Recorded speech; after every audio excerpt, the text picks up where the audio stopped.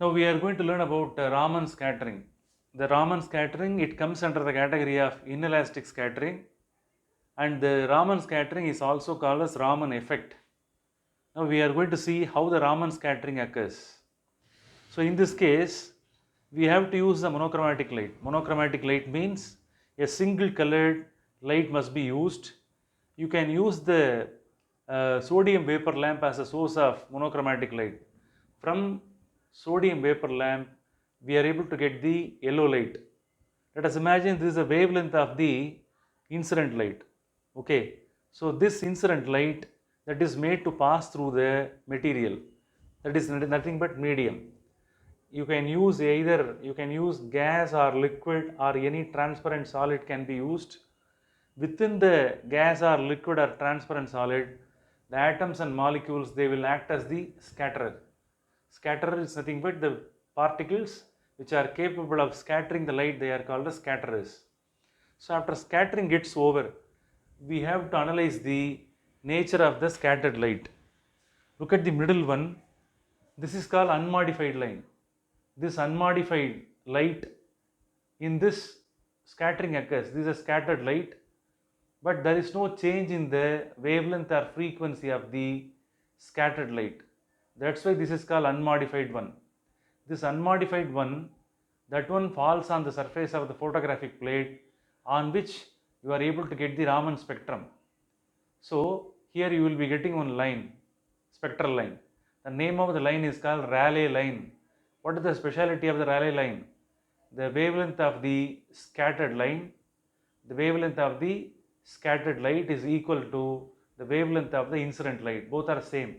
That's why this name of the line is called Rayleigh line. It is specifically, it is named as Rayleigh line. Look at the upper one and lower one. On either side of the Rayleigh line, now you can see another type of lines. Look at that.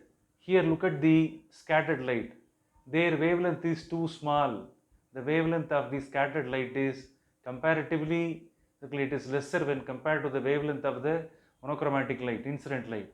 Here, one or two scattered light is clear, that is made to incident on the photographic plate. Here you are able to get two spectral lines, two or three spectral lines. These two spectral lines, they are called as anti-Stokes lines. How the anti-Stokes lines are formed? The scattered light, that one is having lesser wavelength when compared to the incident light. Such kind of scattered light, they form the anti-Stokes line. Are you clear? So I have explained with the help of the wavelength. Wavelength of the scattered light is lesser than the wavelength of the incident light. Now we have to say that the same thing in the form of frequency. Frequency of the scattered light is greater than the frequency of the frequency of the which one? Incident light. Are you clear? Frequency of the scattered light is greater than the frequency of the incident light. So both in wavelength form as well as in the frequency form, that should be written. Okay. Just come down below to the Rayleigh line. Here look at the scattered light. Two scattered lights are arising from the material, okay, medium. Here look at the wavelength. The wavelength is greater. Wavelength of the scattered light is greater. Wavelength of the scattered light is greater than that of the wavelength of the incident light. And look at the another scattered light. Its wavelength is also greater compared to the incident light.